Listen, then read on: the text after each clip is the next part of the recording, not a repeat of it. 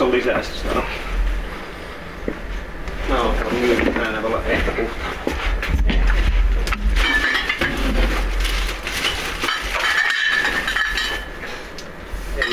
Oi vittu löytyy. Pystyy pyyhkiä pölyt rummuista. Jota ei siis mun rummuissa ole, koska ne on niin arvokkaat, että mä en antaisi niiden pölyyntyä.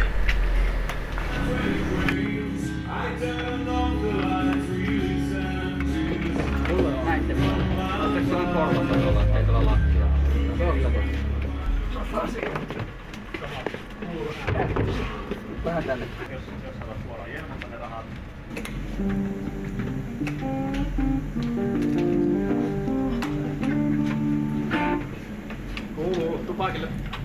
Miten minä muistan sen homman, niin se meni siis, oltiin mun kotona eli mun vanhempien luona Lievestuorella. Se oli perjantai tai lauantai-ilta. Juotiin kahvia joskus 9 aikaa. Ei oltu ryyppäämässä, mikä oli aika ihme. Niin Tomi siinä soitteli, mulla oli Yamaha semmonen akustinen nailonkielinen. Se siinä rämpytteli niin kuin se aina tekee ärsyttävällä tavalla. Niin sitten se keksi jonkun hyvän riffiä.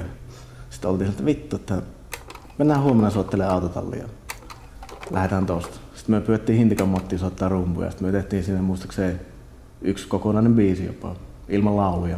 Tomi pakotti minut ja Kostit aikoinaan kuuntelen Daysideä. Kirjoittiin jollekin kaseteille päälle aina mustalla isolla Dayside ja äänetti vaan Daysidea siihen. Yritti pakko syöttää, että me ruvetaan tykkäämään death metallia. Ilmeisesti jonkin verran ruvettiin tykkäämäänkin. Kosen kanssa tuskassa joku vuosi, en muista mitään vuotta, mutta jotain 90-luvun puolivälin jälkeen.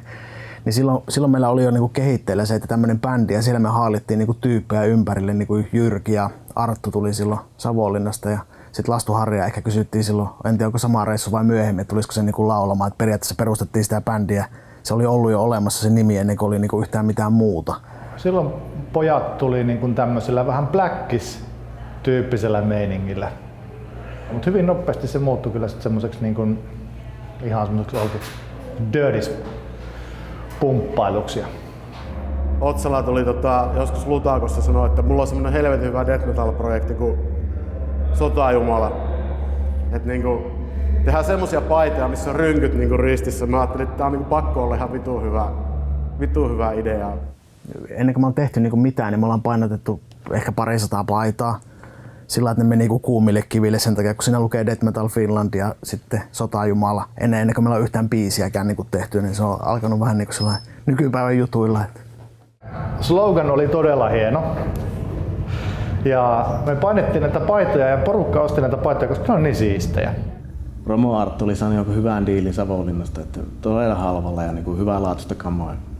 Sitten se oli vienyt kaikki sapluunat sinne painoon. Sitten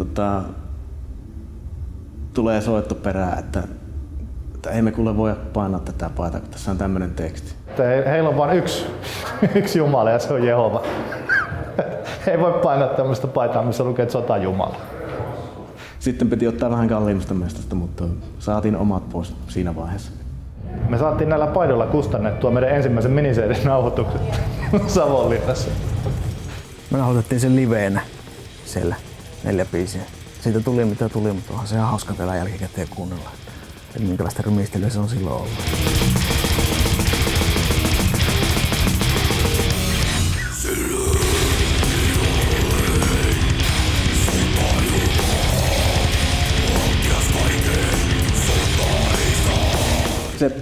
Se oli ainut ja ainoksi äidys sillä porukalla. Pete oli siinä mukana vielä soittamassa siinä nauhoitteella, mutta sitten se lähti niinku heti sen jälkeen, olisiko jopa peräti seuraavana päivänä.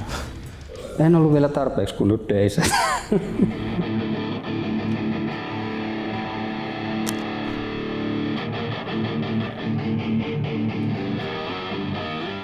Arttu teki meille ihan ekat oikeat sanat. Ellei olisi peräti ollut kuolleet sanat, mutta sitä biisiä ei vielä ollut siinä vaiheessa niin tehty edes, mutta se oli muistaakseni näin. Mutta Arttu teki sen ensimmäisen sykäyksen ja toinen sanat ja sitten katsottiin, että tämä on jumalata asiallista tekstiä, että miksei suomeksi.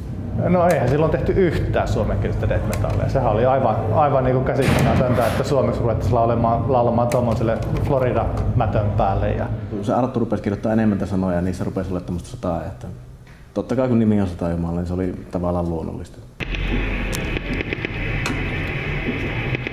Vähän niin kuin sodan efekti. Se sopi ihan kyllä. Kun meitä helvetin. Vähän lussu. Mä siinä on remolla tonppaa. Me lähdettiin katsoa Tavastialle. Mä en muista mitään, mutta Sotajumala oli siellä soittamassa. Siinä sitten nuorena innokkaana poikana humalan voimalla sitten etin ne käsiini siellä keikan jälkeen, että vittu jos te joskus tarvitte laulajaa, niin vittu soittakaa mulle. Jätket soitti joku ehkä 2 kuukautta, 3 kuukautta tyyliin sen jälkeen. Sehän on sotafani silleen, sillä on sotatatuointeja ja kaikkea. Niin Teijo ilmoitti jo ennen kuin Lastu oli lähtenyt bändistä, että hän tulee teidän bändin laulamaan. Sitten mä nauraskelin, että joo, katsotaan. Sitten ei mennyt kuin vuosi, niin se oli meidän bändissä. Siinä muutaman vuoden sai huilia ja Tomi mulle soitti, että tuutko soittaa kitarat levylle, niin siitä se sitten lähti vasta. Ja treenailtiin sitä minä, Pete, Kosti ja Timo täällä ja Hakkolan Teijo laulamassa, että ne kaverit jäi niin kuin silloin alla tonne taka-alla. Mä en muista kyllä ihan puhtaasti syytä, että minkä takia ne on jäänyt. Ehkä siinä oli jonkinlaisia musiikillisiakin erimielisyyksiä tai jotain muita erimielisyyksiä Artu ja Jyrkin kanssa. Se olisi joka tapauksessa kaatunut viimeistään sitten noihin välimatkoihin sitten se homma. Että tuli niin semmoinen fiilis, että ehkä on fiksumpaa, niin kuin, jos ei pysty niin kuin 100% antaa siihen hommaan, niin sitten on ehkä fiksu lopettaa. Teijo nyt sitten tavallaan tunnusti noista niinku muista bändikuvioista ja silloinhan meillä oli tää Where Victims Lie thrash metal -projekti, missä Teijo laulaa ja mä soitin rumpuja. Ja sitten oikeastaan niinku sitä kautta Teijo kysyi mua bändiin. Timpan tyyli oli kuitenkin sit sellaista, mitä tähän niinku haluttiin, että piti olla jalkoja ja piti olla käsiä ja kaikkea mahdollista. Niin se oli kuin luotu tähän niin kuin sillä lailla, niin kuin onkin ollut aina. Ja mä olin silloin oli vielä niinku pelkästään sessiorumpali. Et sit 2004 loppukesästä lähdin sitten täyspäiväiseksi.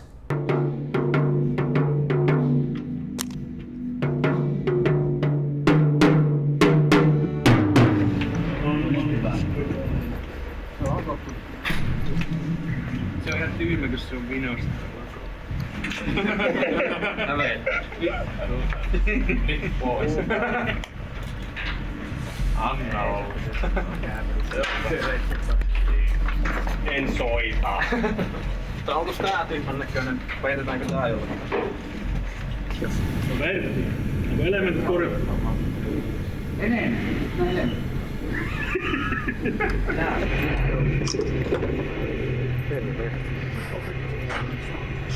Onko tää ihminen ihan Timpan? Mä otan yleisöä. Minä mä otan Peteessä. Joo, se ihan eka demo, Mikki oli saanut se jotain kautta, eli Woodcatin Mikki, jotain kautta käsiin ja se tarjosi meille diiliä. Me erikseen edes pyydetty sitä, yllätytty, että okei, että on kiinnostusta. Eihän me oltais tässä ihan oikeesti ilman Woodcuttia ja Mikkiä. Et kyllä se Mikki on niinku meihin mun mielestä vaikka kolikolla on aina 2 puolta, mutta kyllä mä niinku aina puhun plusmerkkisesti siitä ajasta, että me ollaan Woodcutilla niinku oltu. Et ei me olisi ikinä saatu sellaisia niinku jotenkin siipiä, jos ei niinku Mikki olisi jollain lailla ollut siinä niinku silloin alkuaikoina osallisena. Ei tarvinnut itse maksaa mitään. Mikä oli luksusta. Edelleenkin on luksusta, mutta silloin varsinkin. Kaikki oli ihan perseaukisia opiskelijoita tai työttömiä. Sitä mä nyt en muista, että minkä vitun takia se tehtiin se EP ensin. Ja sitten vasta koko pitkä, mutta sillä nyt on niin loppujen lopuksi varmaan sen kummempaa merkitystä.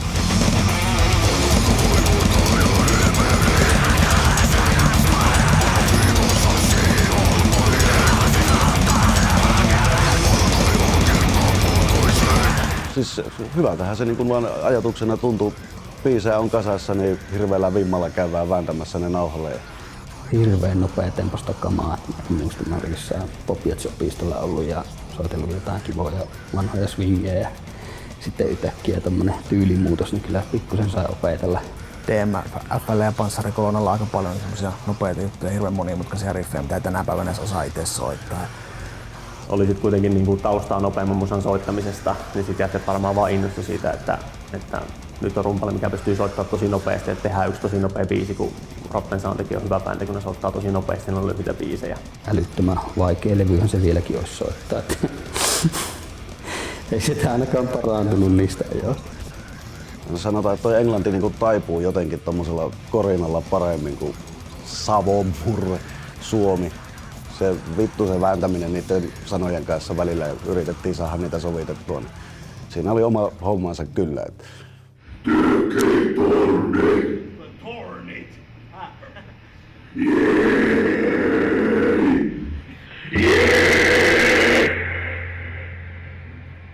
Äiti kuuli Lievestuorelle asti tuon saaren. Okei, tuossa vielä. Joo.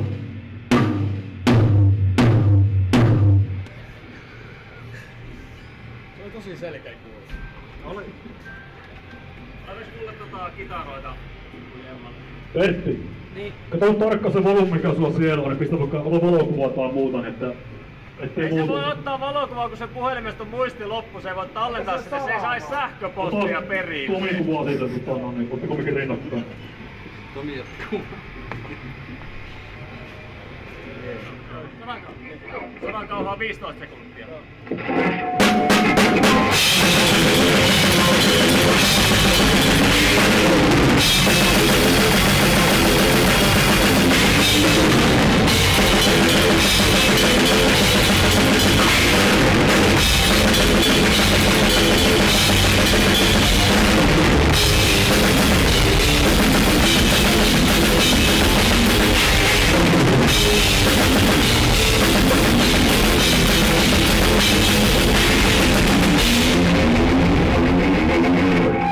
Yliajalle. Joo, ihan hyvin kuuluu nyt. Ihan mulle kuuluu. No sitten Woodcuttihan niinku levyn niinku promootioksi sitten niinku pisti bändin niin Rotten Sound ja D-Fleshin kanssa sille minirundille Suomi-Ruotsi. Eihän mulla olisi kunnon soittovermeitä edes siellä vielä, että mulla oli tyyliin lainakamaat, että olikohan Kaapi just saanut jostain ostettu ja sekin posahti paskaksi heti ensi töikseen ja Nuppi posahti ekaa keikalla silleen, että 3 biisiä oltiin Lahden torvessa soitettu ja sitten mulla Nupista hävisi ääni hävisi vaan kokonaan ja sitten tää silloinen laulaja Hakkola sanoi, että siinä kun vähän aikaa sääteli, että painapas vaikka vittuun.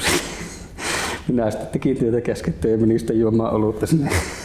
Se oli aika ihmeellistä elämää niin kuin siinä mielessä, että jos soitannollisesti ajattelee, niin se parani niin kuin periaatteessa jotenkin sellainen niin kuin kerta kerralta, että niitä oli muistaakseni, oliko niitä ollut 13 niitä keikkoja silloin. Ja kaikki 3 bändiä niin nukkui siellä bussissa kumipatja ja ostettiin sinne lattialle ja se oli aika tiivistä puliukko-elämää. Että Ei sitä jäänyt muuta kuin arvet sieluun ja paha mieli, mutta en vaihtaisi pois.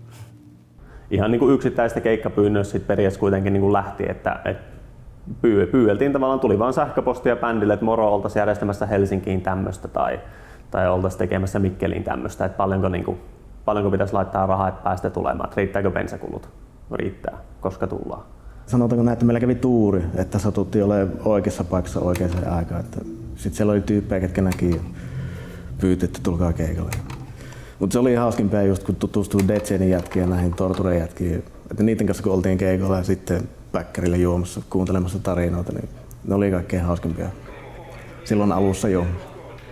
Ja loppuun asti kesti itse asiassa tämä homma. oli se mukavaa aikaa tuolla touhuta menemään, mutta on siinä paljon sit sellaisia ihmeellisyyksiä, mikä sitä aiheutti kyllä niin sit valitettavasti Hakkolan kohdalta sellaisia juttuja, että se vaihtuu myöskin niin lauleja, että oli sellaisia kertoja, kun pitää olla niin lauluraitoja niin duunaamassa, niin Hakkola katsoo NHL VHS:ltä siellä eikä tule tänne laulamaan. Niin siinä vaiheessa me ollaan jo kysytty niin periaatteessa studio-aikana, niin kysytty niin Kotamäen Mikko, että jos se Hakkola nyt tuu tänne, niin voiko se ottaa haltuun tai että pitäisi tämä levy saada niin purkki, että siinä on paljon sellaista aikaa niin mukana, että ehkä siinä on semmoisia jonkunlaisia pisteitä siihen tulevaan niin siihen miehistön muutokseen niin lyöty myöskin silloin sen DMF:n nauhoitusten aikana. No siis lähin tai sain kenkää, se on nyt vähän semmonen niinku meillä siis vaan ei yksinkertaisesti kommunikaatio ei enää pelannut ja sit minä oon niin vitun jästipäinen ja tuun olemaan niin, ja jätkät samalla lailla, niin siinä kävi semmonen niinku lähinnä nyt hetkellinen päittenkolautus yhteen ja päätettiin, että eiköhän tää nyt ole nähty tällä erää tässä. Mutta ei se nyt niinku, sitäpä nyt ei kauan jatkunut, että sitä nyt ollaan oltu väleissä sen jälkeen ja mä taas on sitten niinku töitten puolesta miksailu heidän keikkoja välillä ja välillä sitten on joutunut käymään lauteillakin omissa polttareissa, muun muassa 3 promille humalassa. Thank you, sillä on kaikki kunnossa. Joo, eikä me tarvitse. No tähän Star Warsissa se roskataan, mikä puhuu sulle ihmisistä. Niin. Se voi olla tänä iltana, se puhuu sulle jossain vaiheessa iltaa vielä. Ei Anssilla ei ole nappirekiä. Pistäpäs pause siihen. Keskustellaan tää asiaa. Voitteko kun se oli tällä reissulla silloin kun... Mikä se oli se hirveä?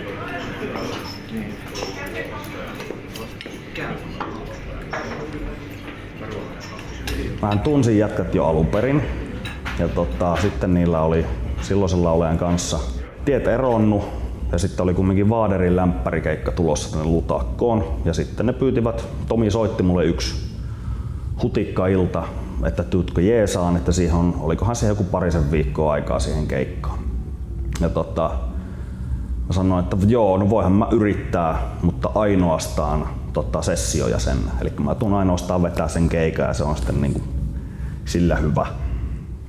Se otti kyllä niinku periaatteessa päänahan kaikilta mahdollisilta, ketkä siellä olisi yrittänyt tulla. Kyllä tämä niinku Mynnin bändiä niinku sillä lailla kuitenkin ollut, että muut on puuhastellut siellä taustalla. Ja ei ollut sinänsä vielä siinä vaiheessa puhetta, että niinku rupaisin vakituisena laulaan, vaan sitten se tuli vähän niin kuin, kun eka kertaa mentiin studioon tuonne Vaasaan.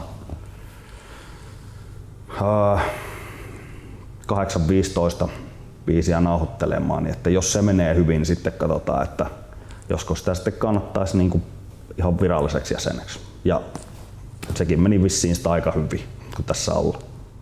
Kyllä se voi niin kuin sanoa, että ei ole yhtään niin kuin vähäksymättä ja näin, mutta kyllä se niin kuin voi sanoa, että Mynni oli niin kuin keulakuva bändille ja se otti sen lavan ja sen yleisön haltuun oikeastaan niin kuin paljon paremmin kuin mitä me oltaisiin osattu edes toivoa.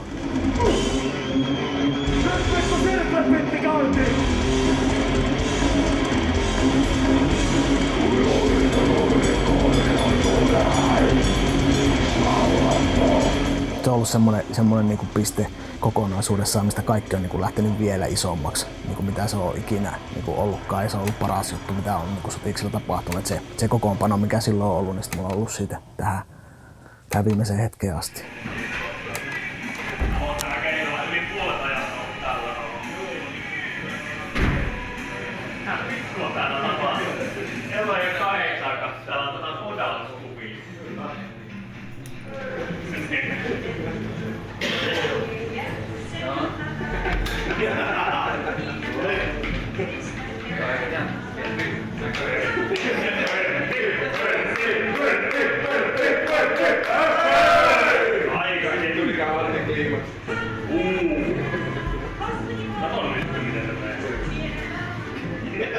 Olisiko se ollut se ensimmäinen sinkku, mikä tehtiin Torture Killerin kanssa splittinä?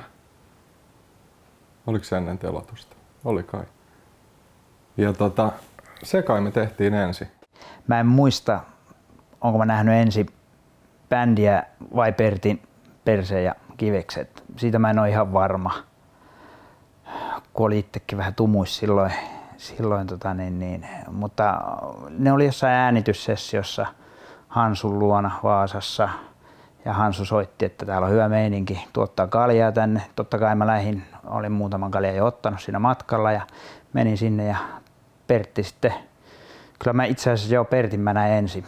Se tuli siihen eteen ja se tuli saunasta suoraan ja tiputti pyyhkeen ja sanoi hups, kumartu, nosti pyyhkeen ja siinä sitten näkyi kaikenmoista. Se on niin kuin oikeastaan ensikosketus bändiin ja siltä illalta on muitakin valokuvia.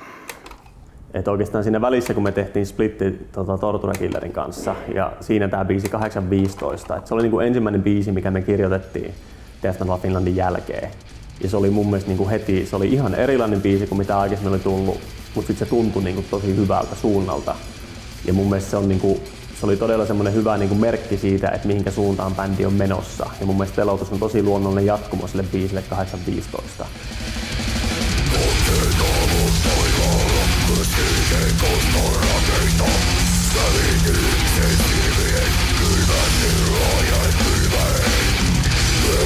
Ei ole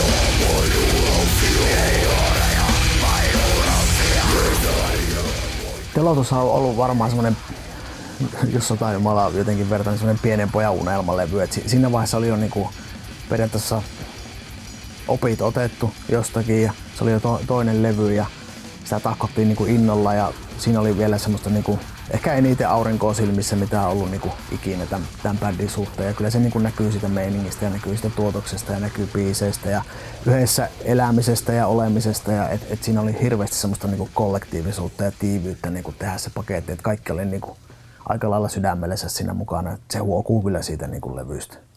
Se Teloitus oli tehty sillä porukalla, kun ne ekan levyn biistä oli tosi vanhoja jo. Ennen kuin me mentiin edes nauttamaan ja Pete ei niissä päässyt niinku mukaan oikein silleen tekemään. Kyllä me jotain harmonioita tällaisia katsottiin uusiksi Peteen kanssa sitten, mutta Teloitus oli sillä paketilla, sillä porukalla tehty, niin se oli niin paljon selkeämpi sitten se nauhoitustilanne, että kaikki ties mitä tehdään. Kaikki oikeastaan ties mitä muutkin tekee, niin se oli vaan tosi helppo itse asiassa. Joo niin. Herran on ilmoittaa milloin laitetaan nauhoittaa. Vittu, just pitää pyörimään. Nautetaan. Joo. No niin.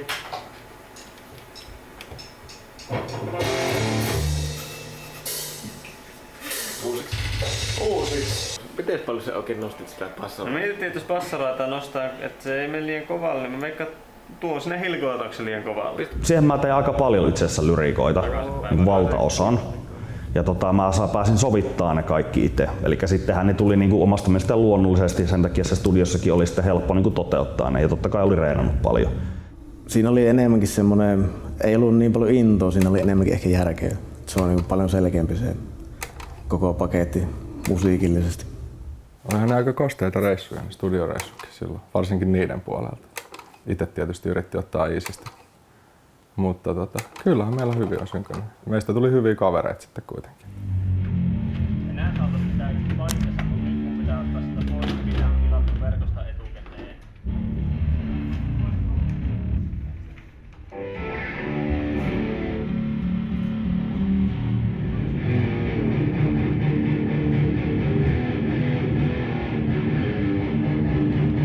Kyllä se on varmaan teloituslevyn miksaussessiot.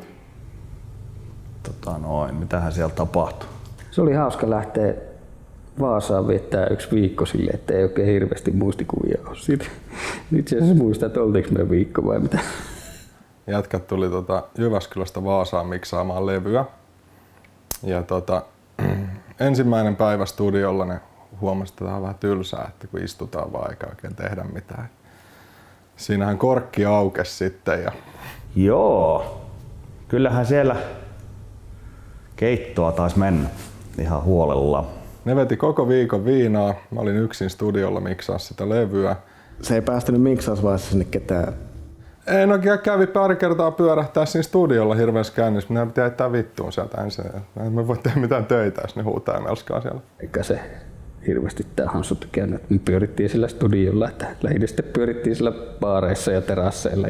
Ja kun mä sain sen levy valmiiksi, mä soitin, että missä jätkät menee, että täällä olisi levy valmiina, että voisitte kuunnella. Tuli sitten soittaa sitä meille sitten autosta jonnekin, missä me jossain puistossa oltiin vähän juhlistamassa. Ja koko ryhmä tuli semmoiseen pieneen Renaulttiin. Se oli semmoinen vitusnadi-auto vielä. Koko ryhmä ahtautui sinne kuuntelemaan sitä ja suurin osa yhtiöstä sammui toisen biisin aikana. Mutta sitten Koivisto tulee herättelemään, että miltä se kuulosti. Tomi on mikä kuulosti se? Jonka jälkeen he hyväksyivät miksaukset ja levy lähti painoon. Joo, levystä tuli hyvä. Ei siinä, että olisihan ne voinut ehkä vähemmän kosteet olla ne miksaukset, mutta jos ne olisi ollut, ehkä levystä ei olisi tullut näin hyvä. Eli se oli vissiin aika oleellinen osa siinä yhtälössä sitten.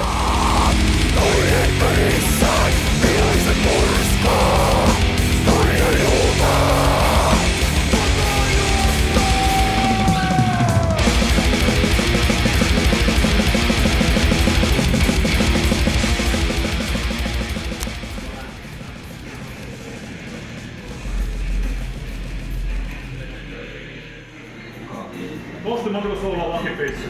Mitä? Montako sooloa vankipiissä? 13.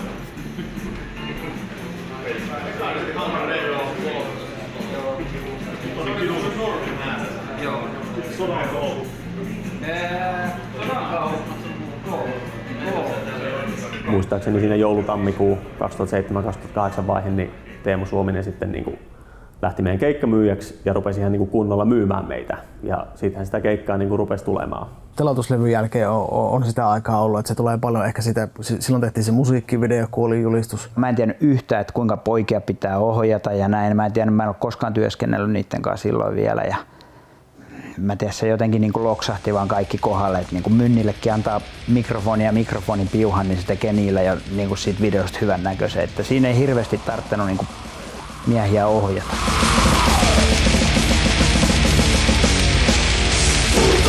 Varsinkin jossain tuskassa niin huomasi sen ja myös niillä muillekin keikoilla, että pienillä jutuilla sä saat sen ihmiset niin kuin liikkumaan ihan eri tavalla, mitä sä oot ennen saanut bändin kanssa, jos sä oot vaan pelkästään soittanut kitaraa ja laulanut.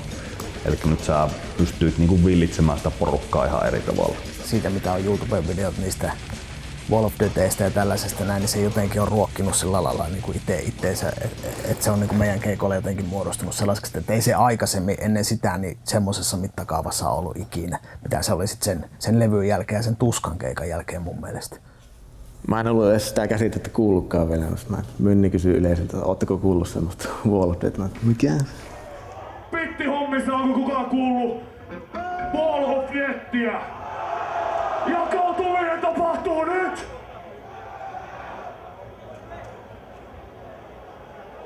Läskit liikkuu kyllä!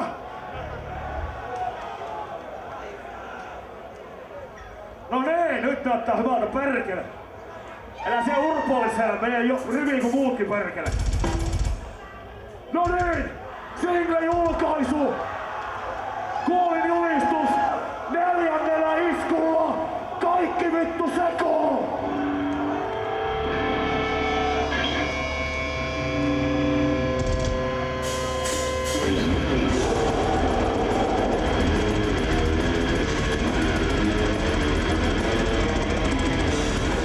Sitten aukesi noita festareiden ovia sillä, että me päästiin periaatteessa mihin tahansa. Niin toivottavasti sillä lailla oltiin lunastettu paikka siinä, että oli mahdollista käydä soittelemaan missä tahansa. Kyllä me kokonaisuutena aika monenlaisia erilaisia ja eri kokoisia pitäjiä tässä maassa niin kierretty läpi. Että. Tietenkin Tuskan jälkeen seuraavana viikonloppuna mentiin Poriin keikalle johonkin keskikaljakuppilaan, missä oli yksi tyyppi siinä lavaajassa, olutpullo kädessä ja muut oli siellä jossain reunamilla juomassa kaljaa silleen tyyli, että paina sut vittu, niin saisi niinku jutella rauhassa. Mutta meillä on ollut kuitenkin semmoinen jalatmassa meininki, että sekin on ollut muuten ehkä siksi meidän fanit on pysynyt mukana, että me ollaan oltu elämänmakuisia ja kansanmiehiä. Varmaan niin semmoinen niin fani esimerkiksi tai kuuntelija, joka ei ole ikinä meitä tavannut, niin kyllä sillä varmaan on vähän erilainen mielikuva meistä kuin mitä me sitten niin oikeasti ollaan. Et kaikki duunaa siviilissä aika lailla ihan eri asioita. Kaikki ajattelee asioista jollain lailla maailman asioista tai yhteiskunnasta tai niin hyvin monella erilaisella tavalla.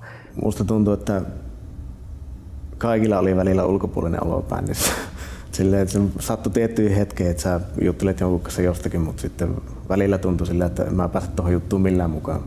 Ainakin itsellä tälleen näin. Mutta sitten siinä oli ehkä se voima kanssa, että kun oltiin niin erilaisia, niin sitten tuli erilaisia juttuja, että ei tarvinnut aina jauhaa samoja paskoja. Tietenkin viinan avullahan siinä mentiin paljon. Vaikka on niin erilaisia ihmisiä, mutta se ei välttämättä sano, että sitten siellä mökötettäisiin sillä autossa.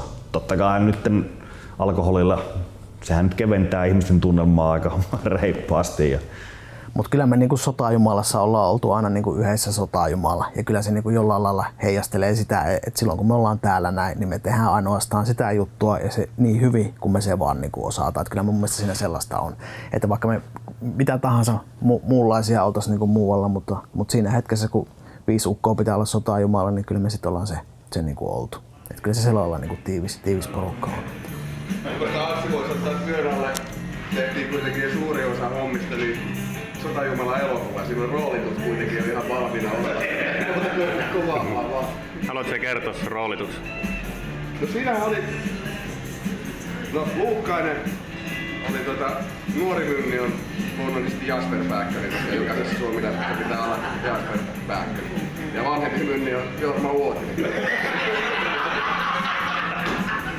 Tomia näytteli muistaakseni Robin. Ja vanhempi Tomi on Robin. Koskilla oli Heikki Silvernoinen. Luonnollisesti. Vete taisi olla Samuli Edelman. Mitä on eri järkevää syytä. Tumi Riitta Väisä.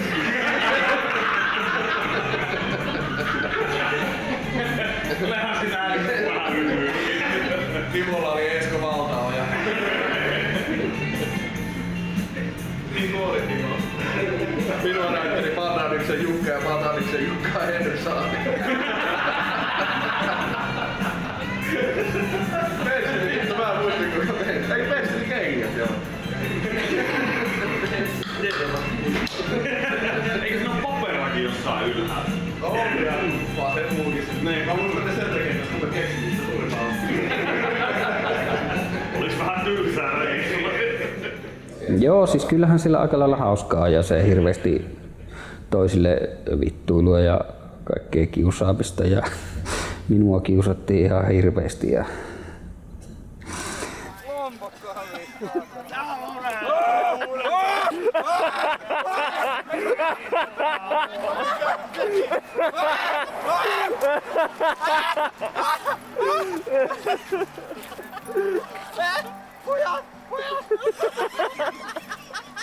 Kyllähän se keskittyy aika paljon tuohon lapioon, mutta kyllä siellä muutkin saa osansa, että se on vittuilu pitää pirteen.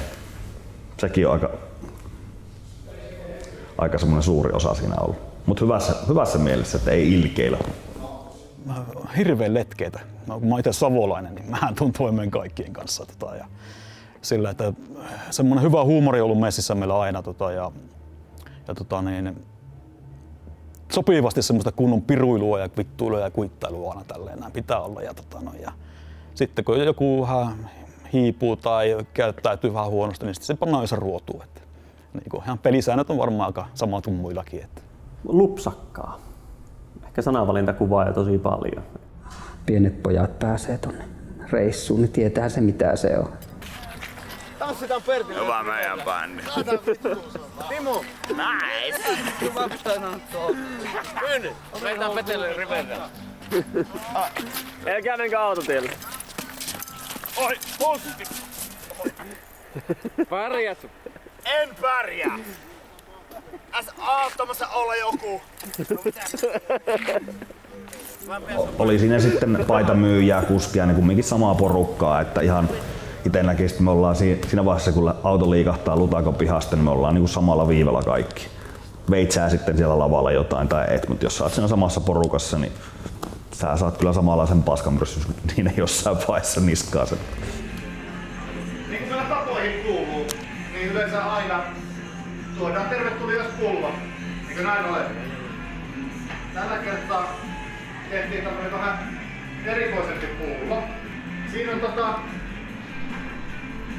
alkuperäinen kansi, mitä ei hyväksytty. Joo. Ja alkuperäiset sanat. Kääntäkää toinen puoli. Kuka keksii virheen? Mä sanoissa vaan noissa etiketissä. 100 jallu. Oliko noin? Oli kova. Lukee sanoikäytelle joku virhe, saatana. Oli, kiitos. Olkaa hyvä. Pertti. Ei muuta kuin Pertti.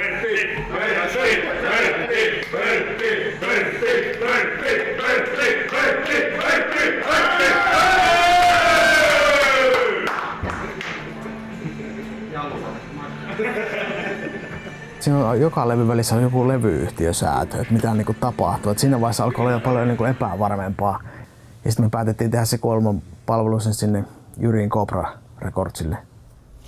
Mutta joo, Jyri tarjosi niin hyvää diiliä, että ei me voitu kieltäytyä, mutta lupaukset on lupauksia. Ei se niin hyvä ollut, vaikka ihan hyvä olikin. Sellaista siinä välissä oli ja sitten kolmon palvelus. Se on ehkä meidän niin kokonaisuutena jotenkin ahistavin levy, että hirveän pitkiä biisejä, hirveän junnaavia ja jotenkin tällaista näin, että kyllä se kuoleman palvelus niin nimenä aika hyvin kuvastaa niin sitä kokonaisuutta.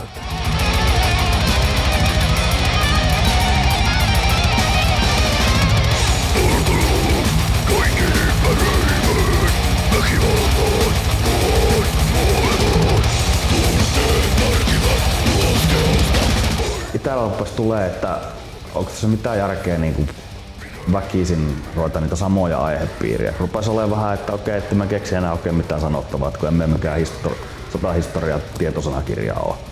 Että rupesi ottaa vähän niin kuin sitten noista omista niin kuin maailmankatsomusjutuista vähän semmosia viitteitä sinne ja myöskin niitä aihepiirejä. Mutta sillä että kumminkin meille jokaisen biisin pystyy niinku sivuttamaan siitä sodasta, se kumminkin niinku kuuluu siihen, vaikka se ei olekaan niin suoraan, että siellä on ukko aseen kanssa ja sitten se koittaa tappaa vihollista niinku sodan siinä perinteisessä merkityksessä.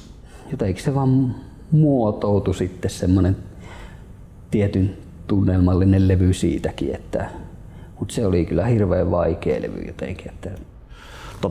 Levyn laulut on nauhoitettu semmoisella mikillä, mikä oli paskana.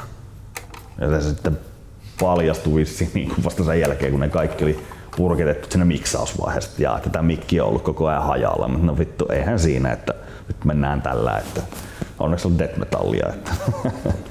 Siinä kokeiltiin ehkä enemmän jotain rajoja. Ja siitä tuli aika vitun synkkä sitten loppujen lopuksi, kun miettii. Mikä oli hyvä, että siitä tuli erilainen. Ja se ilmeisesti, alkuun se menestyi jopa paremmin kuin teloitus, mutta se oli ehkä vähän liian vaikea, mä veikkaan. Sitten pitemmän päälle. Epätoivostakin jotkut studiohetket sillä, että ei saatu niinku millään kuulostaa sitä siltä, miltä se olisi pitänyt niinku kuulostaa miksauksessa. Ja lopulla Hansuhan teki sitten, mikä nautti teloituksenkin ja mikä kaikki muitakin meidän noissa jutuissa ollut suurin piirtein täyspitkissä mukana. Niin. Mutta kyllä sitä nyt, kun näin monen vuoden jälkeen, kun sitä kuuntelin, niin sehän kuulostaa hyvälle.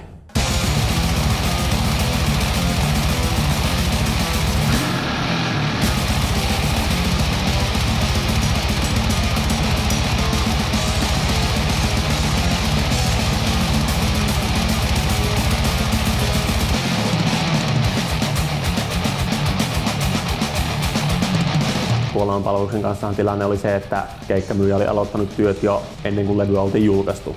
Et levyhän julkaistiin niin kuin toukokuussa, niin oltiin kuitenkin sovittu jo niin kuin kesälle festarikeikkaa ja alustavasti tehty niin kuin syksylle klubikeikka niin sanottua rundia, buukattu jo ennen kuin levy oli tullut. Silloin me tehtiin vielä ihan helvetin monta keikkaa niin kuin tässä maassa. Silloin me käytiin niitä kaikkia linja-auton asemiakin soittamassa läpi. Mä en muista, oliko se Kotka tai Forssa tai joku tällainen paikka se oli, missä se oli semmoinen. Savonlinnaan lähti bussit, niin sillä samalla kun panssarikorona tulee, niin morjestella niille matkustajille. Se oli jotenkin hauska. Se oli 40 ihmistä mahtuu ainoastaan niin kuin sinne baariin. Se oli tosi intensiivinen. Vähän sellainen punkkimeininki. Se oli yksi parhaita keikkoja ollut.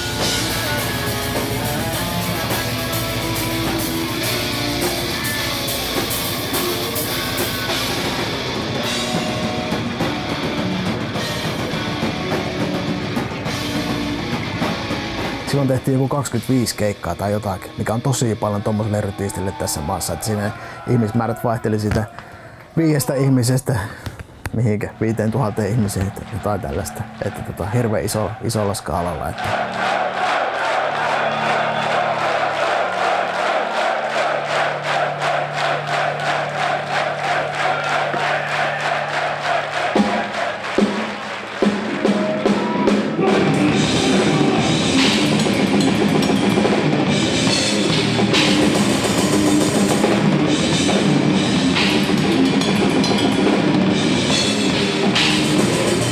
Samat festarit, eihän noista voi hirveästi mennä mihinkään harpalla areenalle kumminkaan vetämättä.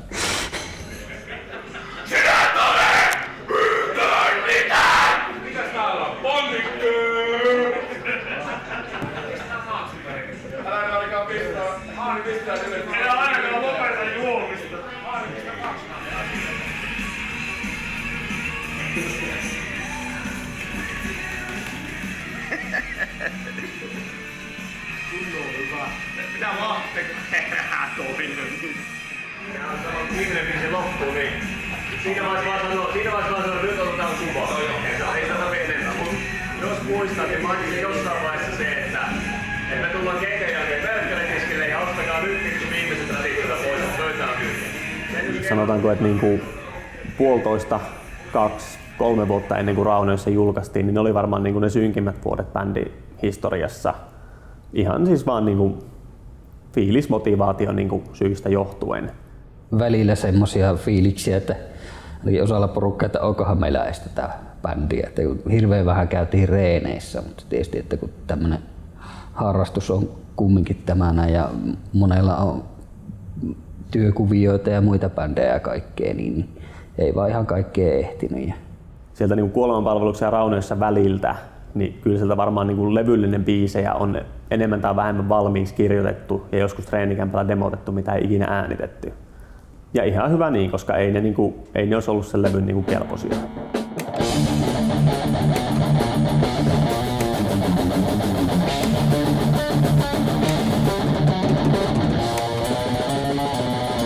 Kyllä mä muistan, että se oli niinku työläs siihen asti, että me saatiin käyntiin se niinku kone. Sitten kun se saatiin käyntiin, niin sitten se tuli, että vittu, meillähän on levyllinen kamaa valmiina. Että. Se vaan joku lukko niinku aukesi ja sitten saatiin aikataulut kohdille, että kaikki saatiin treenikselle ja sitten se vaan niinku tuli itsestään. Ja sitten totta kai rupesi hermotuttaa, että kukahan se maksaa, että miten mä saan sen julki, kun maksaa niinku nauhoittamista ja noin. Jyri ajoi sen ei alas kokonaan, vaan silleen pienelle tasolle. Se sanoi, että hän aikoo julkaista jotain tuntemattomia pieniä julkaisuja. Että se vaan niinku rullaa eteenpäin, että sillä ei tarkoitus ole mitään niinku megamenestyksiä edes tehdä. Jotenkin tälleen se selitti sen jutun ja sitten se vähän niinku työnti meidät, niinku, että Suominen menee nyt Spinefarmille, että menkää sinne. Ne oli ne neuvottelut ihan kivasti siinä menossa ja kaikki näytti sillä lailla niinku valoisalta ja oli semmoista niinku drivea, mutta sitten Universal muistaakseni osti Spineen ja sitten alkoikin semmoinen, että niitä bändejä, jotka ei myy miljoonia, eli meidän Dead Chain ja ketään muita sinne oli siinä vaiheessa niinku oltiin haalittu periaatteessa jo siihen pisteeseen, että menkää vaan studioon ja tehkää. Niin ne kaikki peruttiin. Me läheteltiin demopaketteja muistaakseni ainakin 3 suomalaiseen, missä on metallibändejä, ketkä on ollut joskus meistä kiinnostuneita.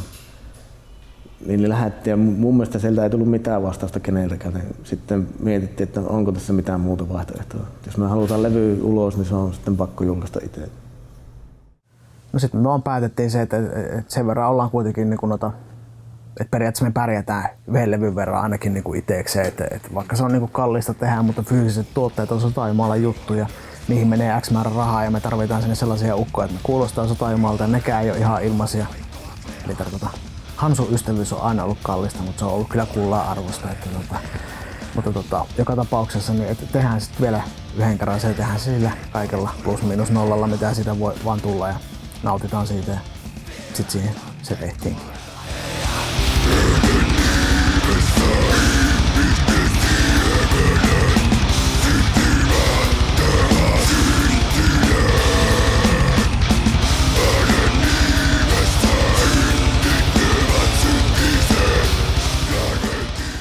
Timo kävi nauhoittamassa tuolla Kokon Tuomaksella noin rummut ja sitten oltiin meidän siskon mökillä nauhoittamassa kaikki loput, että se oli semmoista lepposta. Siinä kun aamulla heräili, kävi rantasaunassa ja syötiin vähän ja sitten ruvettiin nauhoittaa ja mitähän siinä, olisikohan siinä 4-5 tuntia mennyt. Sitten huomattiin, että nyt on vähän niin kuin kaikki biisit laulettu, että huomenna vetään semmosia tuplaushommia ja bonusjuttuja sinne, jos tulee jotain mieleen. Eli se meni sitten hirmu vaivattomasti. No se oli varmaan se kaikista helpoin levy sitten tehdä. Että. Se vaan soljuu eteenpäin. Siellä oli ehkä se tunnelma auttoi siihen ja sitten kun nauttiin kitaroita, niin siellä ei ollut kuin minä ja Pete ja sitten Koivisto. Niin siinä oli semmoinen oma rauha ja kun se oli siellä luonnon keskellä, niin mä veikkaan, että se vaikutti positiivisella tavalla siihen. Että se ei tuntunut, että nyt sä nauhoitat levyä. Sä olit jätkien kanssa mökillä ja sitten nauhoiteltiin vähän niin kuin yhteistä musaa. Ei ollut semmoista niin kuin levyynteon jännitystä siinä. Ja tuntui, että siitä tuli just semmoinen kuin piti ja se antoi niin kuin taas ihan niin kuin uutta uskoa siihen koko hommaan.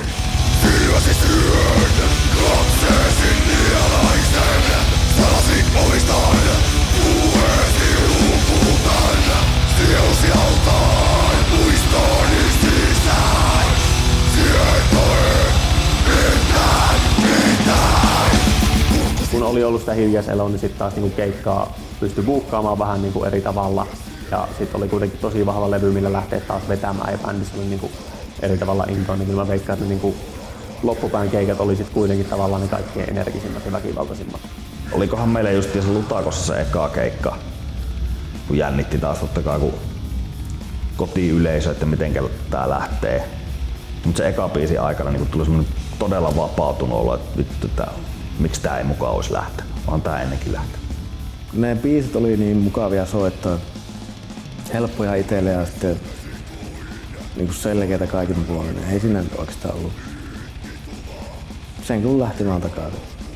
Kun mä sanoin sitä, että se hidas julkaisutahti on ollut sekä etu että haitta, niin kyllä siinä suhteessa se on ollut kuitenkin ehkä etu. Et me ollaan tehty sitä tarpeeksi harvoin myöskin, että jengi on niinku jaksanut jotenkin odottaa. Pitäisi siitä olla niinku erittäin kiitollinen, että jengi on jaksanut olla niinku mukana. Siinä vaiheessa kun rupeaa näkemään samoja naamoja niinku, tiedätkö, niinku vuodesta toiseen keikoilla, niin ne rupeaa niinku tunnistamaan. Ja se, että kun jengi kertoo, että kuinka monta kertaa ne on nähnyt tai mistä asti ne on tullut katsomaan. Yksi kaveri tulee sanoa, että se on nähnyt yli 30 kertaa meidät liveen. Niin se on vähän käsittämätöntä, että joku niin on jaksanut vöyhyttää. Jotain mitä sä teet niin pyyteettömästi, että se on vaan niin hyvän kuulosta sun mielestä, niin jengi lähtee mukaan noinkin raivokkaasti ja tuntee palolla. Mutta kyllähän se on helvetin siistiä. Vähän tsemppaa itteensäkin siellä, yrittää pikkusen heiluttaa päätä. Yksi tyyppi oli aina, viimeiselläkin keikalla oli eturivissä tapansa mukaan, niin aina morjens. Ja se tuli semmoinen hyvä mieli. Mutta ehkä se, niinku se fanaattisuuden merkki, että siinä vaiheessa kun niinku ensimmäinen tatuointi tuli niinku vastaan, niin se oli niinku aika älytön juttu. Ja tatskahommathan toimii.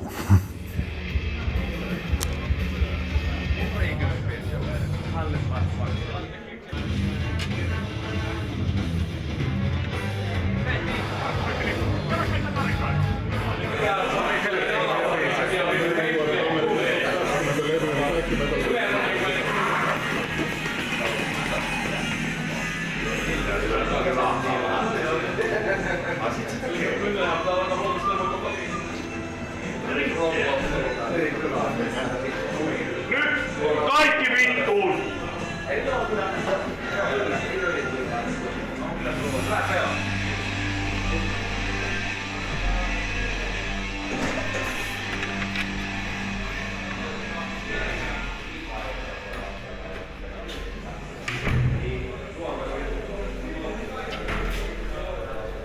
Jätkä se pyöräilee.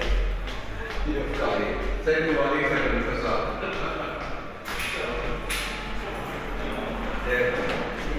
Yeah. Edellisenä kesänä me oltiin itse asiassa Kostin kanssa kahvilla ja Kosti kysyi sitten niin kuin aika silleen puskista, että vähän silleen, että mitä luuletkaan, onko tää bändi vielä olemassa.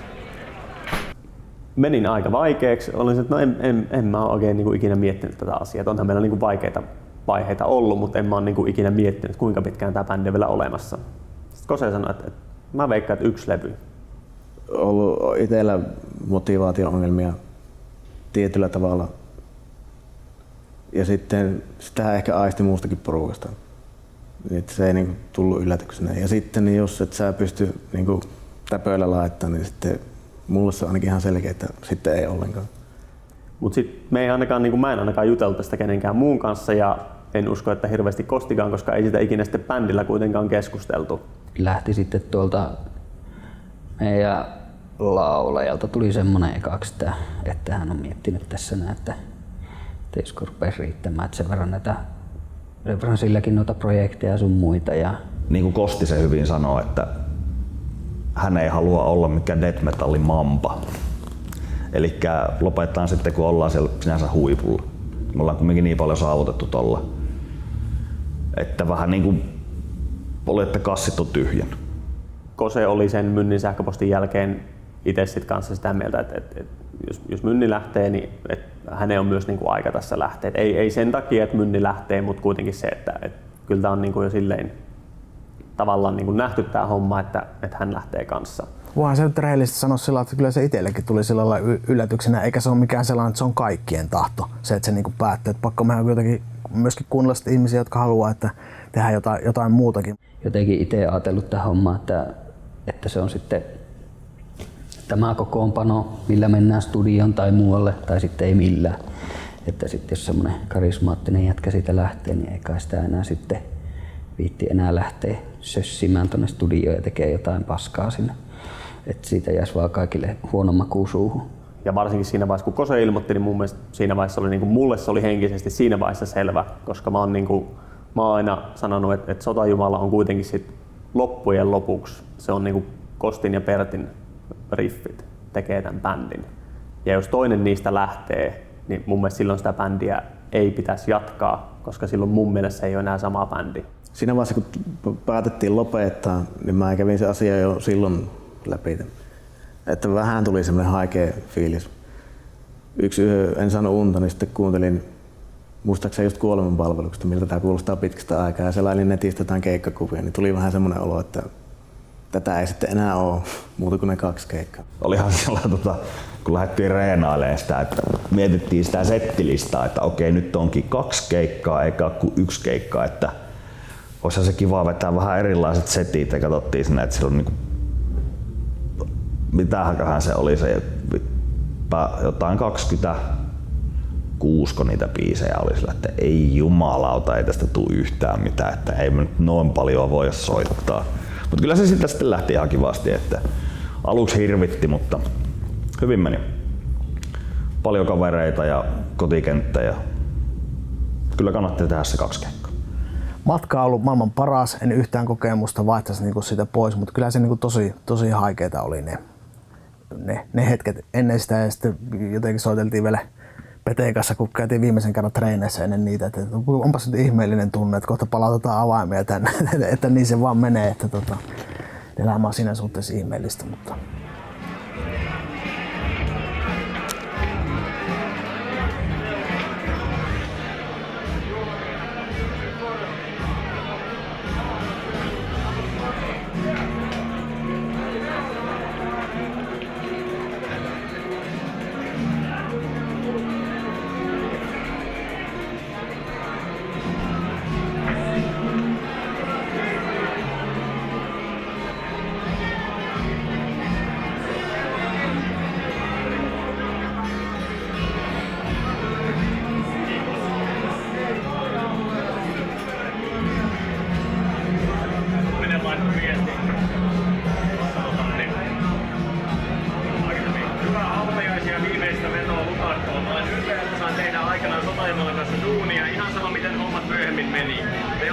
toistaiseksi vielä Presenssissä Suomen parhaat death metal-akti, joten olkaa siitä ylpeydellä vielä tänään. Jätkille terveisiä, vetäkää turpaa.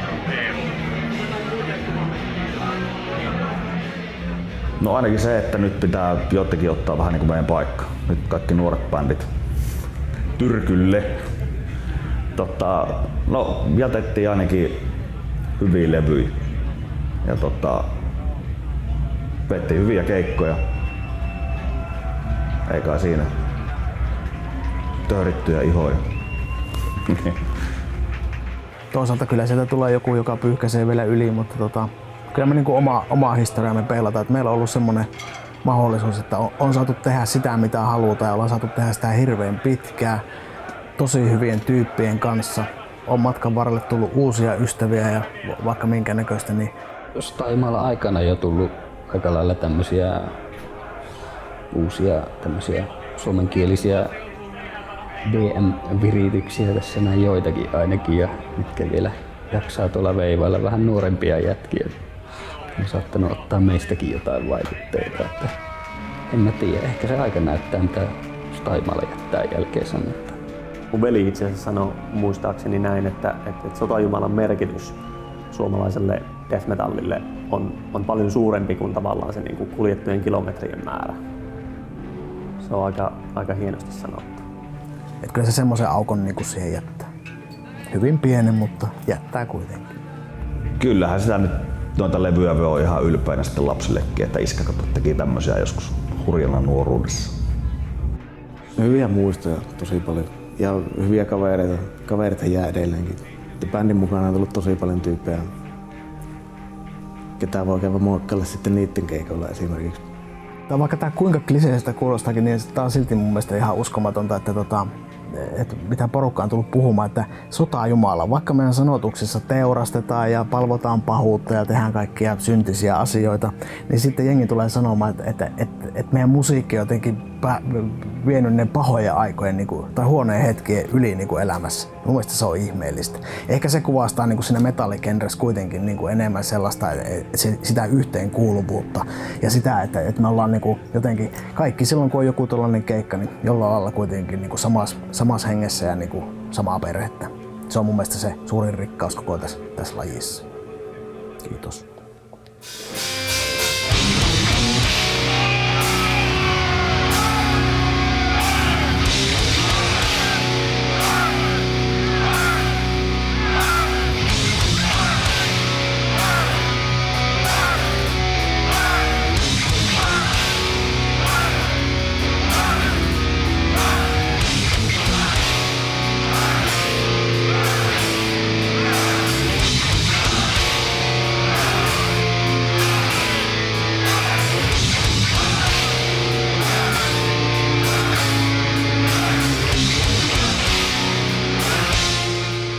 Olemme muistaakseni matkalla Turusta Helsinkiin ja kyseisen orkesterin nelikielisen taitaja oli mennyt päivää etukäteen sinne shoppailemaan jotain homohenkseleitä ynnä muuta 600 € vittu kenkiä, mitä yleensä osteleekaan. Oi vittu. Tomi oli sopinut, ilmeisesti. Että mikä tää on tää Pertti Kurikan nimipäivien laulajan nimi? Kari. Päivän päätteeksi otetaan, tai siis keikan jälkeen otetaan kaverikuva ja pääsee päkkärille hengailemaan sinne. Yksi asia johti toiseen ja vedetään Tomia vähän narun perässä ja ruvetaan sanomaan sille, että et sen vittu voi tommosta mennä sopimaan. Että ajattele nyt vähän, miltä se näyttää. Sitä jatkuu ja Tomi yrittää soittaa ja laittaa viestiä sieltä. Sitten kun se ei enää pystynyt kirjoittamaan viestiä, se lähetti ääniviestejä. Sillä meni niin lujaa tunteisiin. Se oli vittu niin hiilenä. Mulla meni vittu totaalisesti. Mä muistan, kun mä kävelin sitä rautatieasemaa ympäri ja vittu niitä vittu ääniviestejä laitoin sinne menemään. Että vittu, että kun tulee tänne takaisin, tää on viimeinen keikka, kun mä soitan niiden kanssa, saatana. Ja sitten vittu tulee sieltä nauraeraa käyttää, että ne oli vittu vetänyt meikäläisten nenästä, saatana. Ja tätä niinku oikeesti vedätettiin tuntitolkulla, että se ei ollut mikään se muutaman minuutin hauska juttu. Tulee samanlainen hetki, että mä lopetan tässä bändissä soittamisen. On ollut myöskin se ehkä kuolemanpalveluksen aikaa, kun Pete ei ollut treenikämpällä. Ja sitten, että piti mennä antaa johonkin radioon niin kuin haastattelu. Ja sitten minä ja Pete ollaan ikinä oltu kovin hyvin englannissa. Ja sitten me soitettiin Peteelle semmoinen puhelu, että sun pitää mennä sinne radioon, antaa se haastattelu, että Mynni ei pääse, se joudut puhuu englantia. Ja Pete siellä puhelimessa, että vittu mä eroon bändistä, jos mä joudun menemään se, että se on loppu nyt saat. Mä veikkasin, että vuosi on ollut tyyliin kuin 2005. Ollaan kasaatu kamoja soundcheckiin. Ja Kose on sitten laittanut kitarakamoja valmiiksi ja mä oon sitten kävellyt tyyliin ohi tai ilman tuolta puolta huutanut sille, että hei Orbinski, ja kun se on kääntynyt, niin sit haista vittu. Sitä on siis tehty niinku vuosia. Kose joltain Väli-Amerikan reissulta lähetti myös kortteja silleen, että jokaisessa kortissa oli vain yksi kirja, että hei Häkkinen, haista vittu.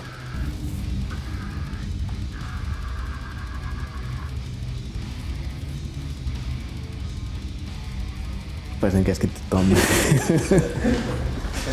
Mut joo, sitten tää viimeisin tuskanveto. Oltiin keikka soitettu ja kiitetty yleisö ja kumarrettu siinä. Ja silleen tulee semmonen, tiedätkö, idea sekunnin murto-osassa ja sä et kyseenalaista sitä, mitä sä oot tekemässä.